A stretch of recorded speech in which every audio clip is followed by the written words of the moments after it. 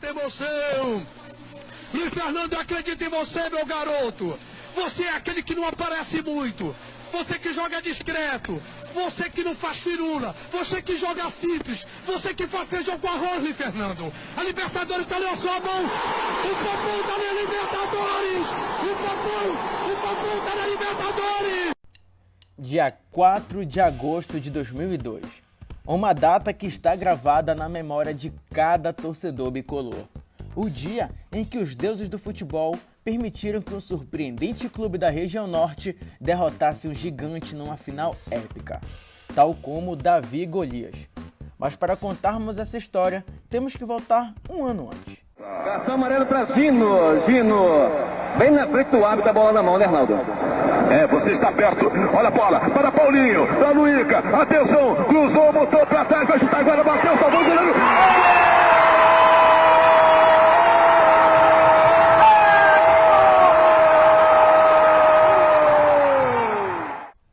2001, Copa Norte, Paysandu e São Raimundo.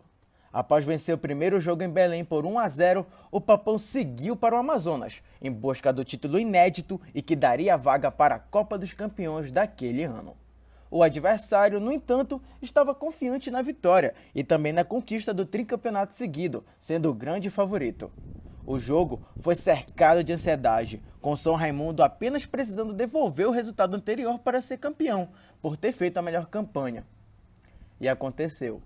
No fim do jogo, para a decepção bicolor, o time amazonense conseguiu o gol necessário e se tornou o maior campeão da competição. Um banho de água fria para as pretensões alvicelestes. Mas como dissemos anteriormente, os deuses do futebol começaram a mudar a história do clube de Suíço. E no ano seguinte, os dois times voltariam a se enfrentar na grande final. Mas agora seria diferente.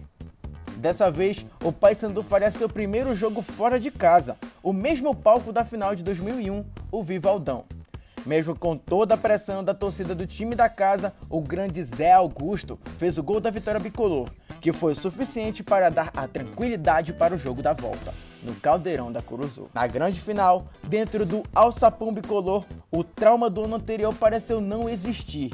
E numa bela tarde do futebol paraense, o Paysandu goleou seu algoz do ano anterior por 3-0, com 2 gols de Lecheva, que seria o artilheiro do torneio, e um de Sandro, um dos cérebros daquela equipe. Ali, o Papão carimbou seu passaporte para a disputa da Copa dos Campeões de 2002, e com o elenco quase todo regional. Não imaginava que o clube alçaria voos inatingíveis, como o retrato pelado criado por Mário Baima. A Copa dos Campeões de 2002 foi, de longe, a edição mais popularizada do torneio, que dava uma das vagas brasileiras para a Copa Libertadores da América. As finais dos anos anteriores contribuíram para o aumento da audiência, sugerindo que nas edições posteriores ela seria a principal competição do cenário nacional, juntamente com o Brasileirão. No entanto, as mudanças que ocorreram e a implantação do sistema de pontos corridos fizeram o torneio ser extinto já em 2003. Sendo assim, a edição daquele ano de 2002 a última a ser disputada. O Brasil ainda estava em êxtase pela conquista do pentacampeonato mundial. 3 dias antes, quando o torneio se iniciou, reuniu 16 clubes, divididos em 4 grupos, contando com times de maior expressão como Flamengo, Corinthians, Cruzeiro e Bahia, os cabeças de chave e também outros como Palmeiras, São Paulo e Vasco. As sedes buscavam privilegiar cidades que não costumavam receber grandes jogos nacionais, como Teresina, Natal, Fortaleza e Belém.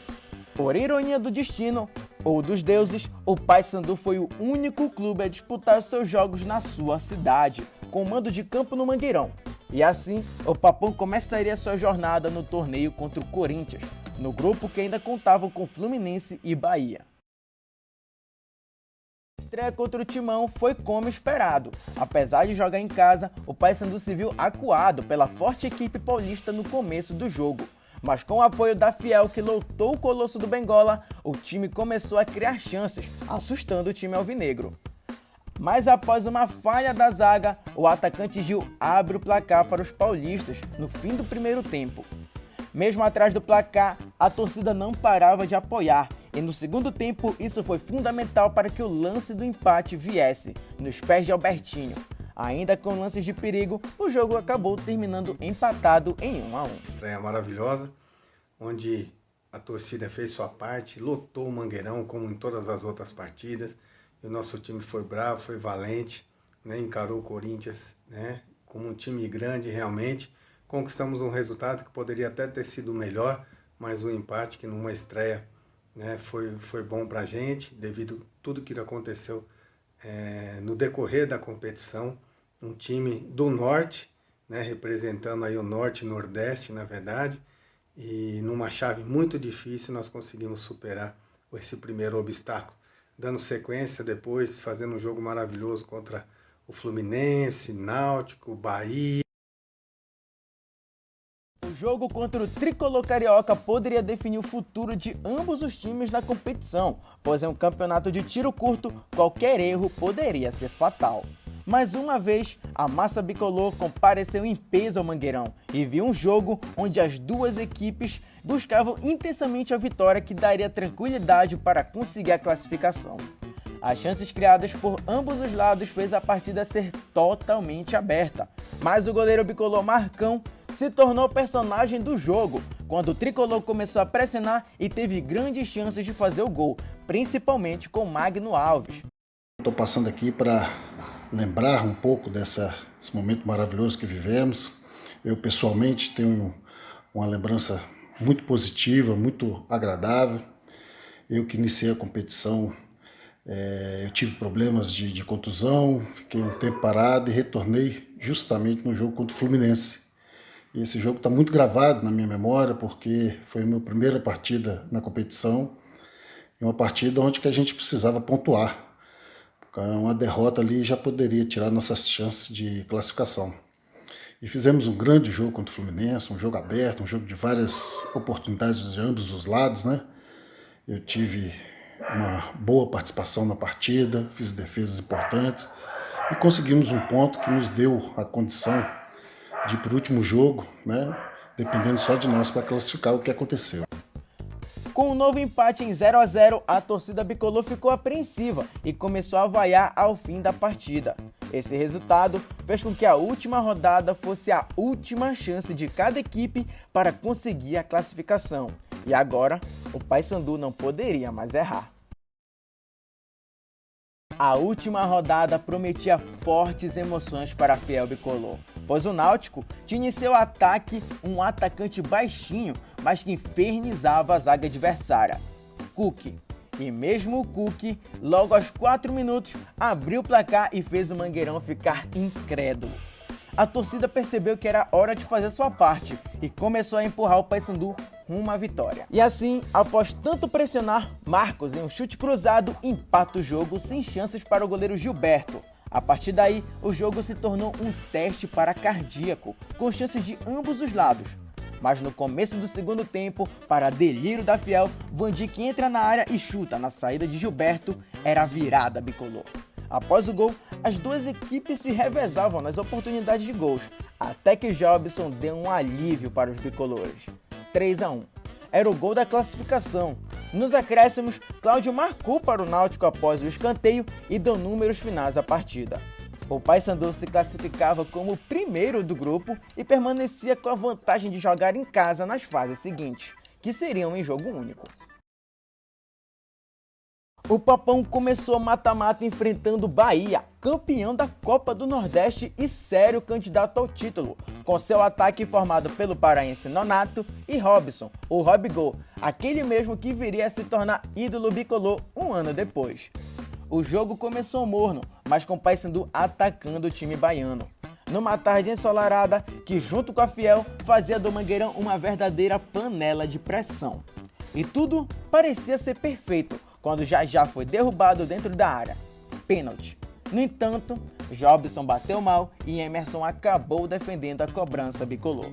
Mas o mesmo Emerson não conseguiu ter a mesma sorte no chute de Jajá, que fez o Estádio Olímpico do Pará tremer. 1-0. No segundo tempo, a chuva veio junto com a reação do Bahia, que empatou o jogo após Rogerinho tocar com a mão na bola dentro da área. Um pênalti bem cobrado por Robigol.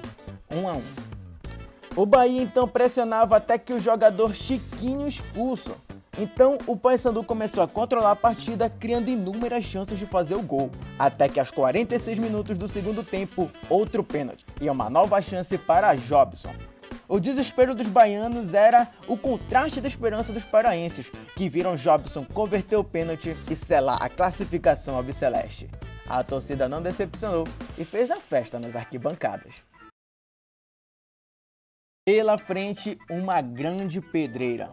Pela frente, um paredão chamado Marcos, pentacampeão mundial e que estava 395 minutos sem levar gols. O Palmeiras de Arce, Paulo Assunção e Nenê assustava, mas o espírito cabano tomou conta do elenco bicolor, que seguiu rumo à grande batalha de suas vidas. O início do jogo era de total pressão do Verdão, e aos 13 minutos, numa bela jogada de Nenê, o mesmo passa como pode pela zaga e abre o placar. Isso não foi suficiente para abalar o time e muito menos a Fiel, que estava confiante na vitória. Água mole, pedra dura, tanto bate até que fura. Esse ditado reflete bem o que aconteceu. De tanto tentar, no início do segundo tempo, Van Dijk explode a Fiel em felicidade ao cabecear para o fundo das redes e quebrar o recorde de Marcos. O gol de empate abalou o time do Palmeiras, que mesmo tentando reagir, acabou cedendo à pressão bicolor. Luiz Fernando Trindade, após bela cobrança de Luiz Fernando, virou o placar, para delírio da Fiel. Os paulistas, então, tentaram correr atrás do prejuízo e se lançaram ao ataque. O Paysandu segurou as pontas e, com um golpe de misericórdia, Albertinho matou o jogo. Ao seu melhor estilo, um golaço que ficou eternizado na memória bicolor. Neste mesmo jogo, a torcida bicolor e o Brasil conheceria o talismã daquele elenco. Jéssica. E Deus vai curá-la, tenho certeza. A emoção do segundo gol não deixou o Van Dijk explicar direito a homenagem. Mas hoje à tarde descobrimos Jéssica aqui no Hospital Ofir Loyola. Há 1 ano e meio ela tem leucemia, mas ontem recebeu um remédio inesquecível. Eu só chorei muito porque eu não sabia que ele ia fazer isso. Os meus colegas me veem na escola, eles vão falar de mim porque ela fica falando que eu tenho essa doença. Se o Van Dijk aparecesse aqui agora, o que você faria? Não sei. Tá preparado para a surpresa? Tô. Tá começando a chorar, né? Desejo realizado e emoção à flor da pele.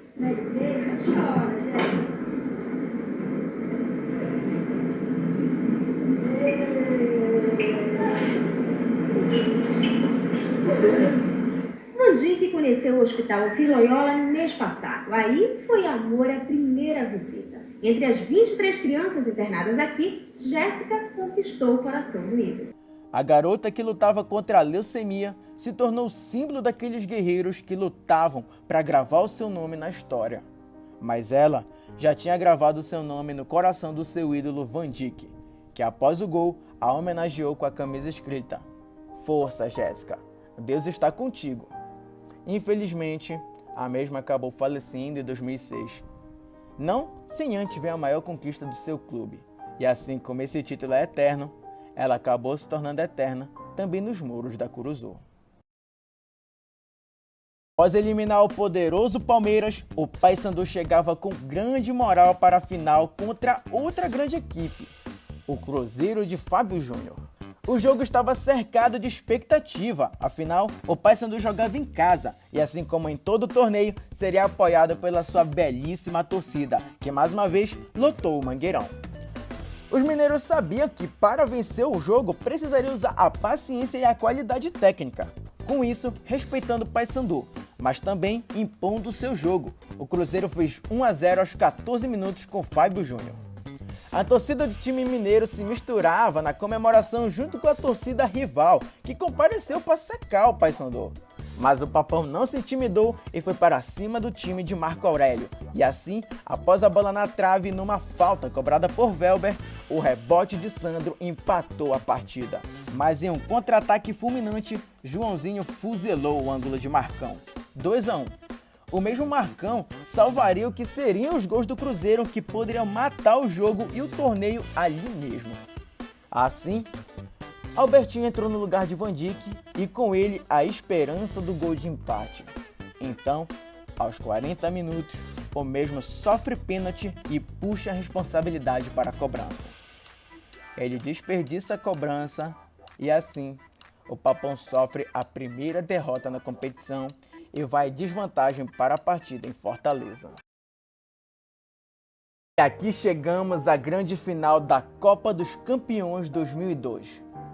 O jogo que os deuses do futebol prepararam para ser o grande momento da equipe de Belém, que em meio a tantos gigantes provou ser o maior em garra, coragem e humildade, que a fez chegar até ali.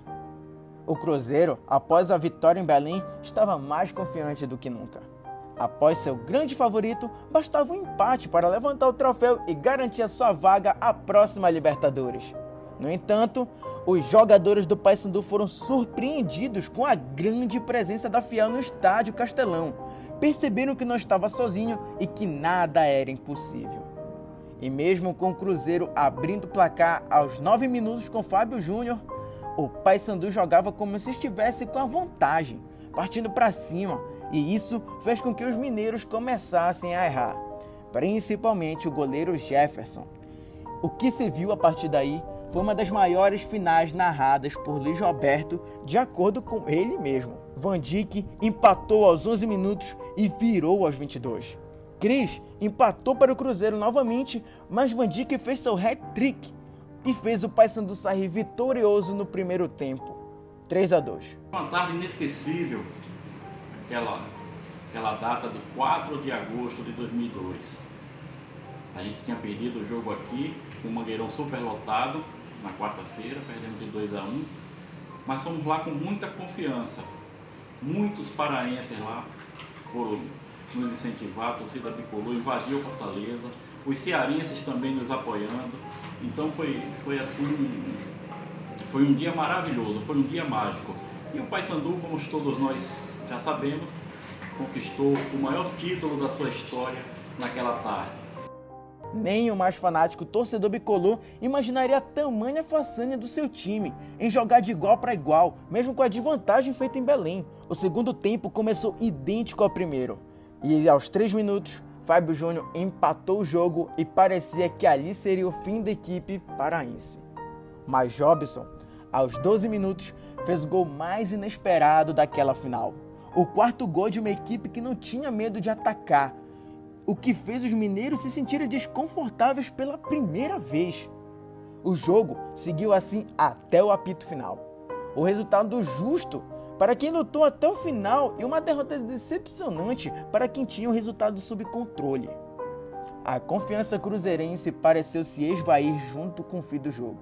Isso se refletiu totalmente nos pênaltis. Enquanto os atletas bicolores, extasiados, estavam ajoelhados como em um sonho, os cruzeirenses estavam todos de pé, como se estivessem em um pesadelo. E assim, desperdiçando as suas 3 cobranças displicentemente, como Ricardinho, Vander e Jussier, o Cruzeiro viu o Paysandu converter as suas, como se fosse o time favorito jogando contra a zebra. Jobson, Velber e, por último, Luiz Fernando, que após o gol do título se ajoelhou de forma emblemática. Botaram a Amazônia no cenário nacional e mundial. O Paysandu estava na Libertadores da América. O pênalti que deu o título também foi uma enorme de uma honra. Deus me deu essa grande oportunidade de poder confirmar esse título. O pênalti foi a confirmação do título, foi a confirmação de uma equipe que jogou um excelente futebol do início da competição até o fim, de um grupo que tinha muita amizade, muito companheirismo, que realmente sabia o valor de ter um grupo e não somente um time. Foi uma emoção muito grande bater aquele pênalti, poder erguer minhas mãos e agradecer a Deus pelo nosso título, pela vaga na Libertadores e por esse título maravilhoso que nós conquistamos. A equipe, o grupo, o torcedor, todos juntos batemos aquele pênalti. Foi emocionante, foi maravilhoso. Sem dúvida, foi um momento histórico na vida do clube, na minha vida pessoal, profissional, né? E eu guardo isso com muito carinho. Hoje, podendo ver as imagens daquela época, a gente entende, né, quanto foi importante para o clube, para o estado, para a região norte, aquela conquista, né? Conseguimos colocar o Paysandu numa das maiores competições do mundo, né? Assim como a Champions League, na Europa, tem a Copa da UEFA, né? E aqui na América do Sul, a Copa Libertadores da América, que deu visibilidade ao clube, que mostrou não só o clube Paysandu Esporte Clube, mas mostrou a cidade de Belém do Pará, o estado do Pará e a região norte. Então eu sou muito feliz por ter contribuído por essa ascensão do clube e ter participado junto com meus companheiros dessa trajetória. Me orgulho muito de ter participado daquele título, daquela conquista, coisa que fez com que todos nós entrássemos para a história desse grande clube do futebol brasileiro. Não tem como falar da emoção que nós sentimos naquele dia, né? Não tem palavras que possa descrever tudo aquilo que a gente sentiu. Mas o que eu posso dizer para vocês é o seguinte: foi a maior emoção que eu senti no futebol. Um título inédito, foi algo muito grandioso na vida de todos nós. Quero aqui dar um grande abraço a todos aí do meu querido Paysandu, do meu querido Pará. Foi tão bom ter participado dessa conquista memorável. Me sinto muito feliz até hoje, sou muito grato, a minha família é muito grata a tudo que a gente pôde viver aí no Paysandu. Um jogo, não só um jogo, mas uma competição onde o Paysandu mostrou que é um grande time, uma grande campanha, disputou com grandes equipes, grandes clubes do futebol brasileiro e se saiu vencedor, campeão dos campeões. E é uma bênção, é uma maravilha poder ter feito parte dessa época maravilhosa do Paysandu. Muitos não tinham a noção da grandeza, tanto da nossa equipe quanto da nossa torcida. E nós fizemos duas festas maravilhosas, tanto em Belém, naquela derrota de 2-1, quanto em Fortaleza, num título que ficou como o maior do Norte, nos dando acesso à Libertadores. Então, algo fantástico, né? Às vezes até difícil a gente falar e ter a consciência de que caiu a ficha ainda, né, nos dias de hoje, pela grandeza que nós conquistamos, onde passa o Paysandu ser reconhecido nacional e mundialmente, depois desse feito que nos deu acesso aí à belíssima campanha na Libertadores. O mesmo elenco do Cruzeiro na final seria a base para o time que foi o campeão incontestável do Brasileirão de 2003. A Copa dos Campeões de 2002 foi a última edição do torneio em função da mudança de calendário no ano seguinte. Dessa forma, o Paysandu se tornou o eterno campeão dos campeões, sendo até hoje o único clube do norte do Brasil a disputar a Libertadores da América. A campanha, na maior competição de clubes das Américas, se assemelha muito à Copa dos Campeões, mas essa história é assunto para outro vídeo. Essa aqui é a nossa homenagem a cada um que faz parte daquela conquista tão importante para o futebol paraense. É singela, mas foi feita de todo o coração. Como diz a belíssima letra do nosso hino, cada um de nós guarda no peito valor e orgulho extraordinários. Das nossas cores tem respeito os mais pujantes adversários. Minha homenagem ao Paysandu, campeão da Copa dos Campeões. Valeu, Bandica e companhia! É campeão paraense da Copa do Norte. Alegria de milhões de corações, corações. É o Paysandu, papão da Curuzu. Campeão dos campeões, é campeão paraense da Copa do Norte. Alegria de milhões de corações, corações. É o Paysandu, papão da Curuzu. Campeão dos campeões, faz a festa, meu povo. Não é sonho, é realidade. O Paysandu arrebentou. Tomei um porre de felicidade. Sou de Belém, vou conquistar a América. Vou partir pra cima, sou o bicho papão. Que venha a Libertadores, o bicho vai pegar lá no Japão. Que venha a Libertadores, o bicho vai pegar lá no Japão. Campeão paraense, é campeão paraense da Copa do Norte. Alegria de milhões de corações, é o Paysandu, papão da Curuzu. Campeão dos campeões, é campeão paraense da Copa do Norte. Alegria de milhões de corações.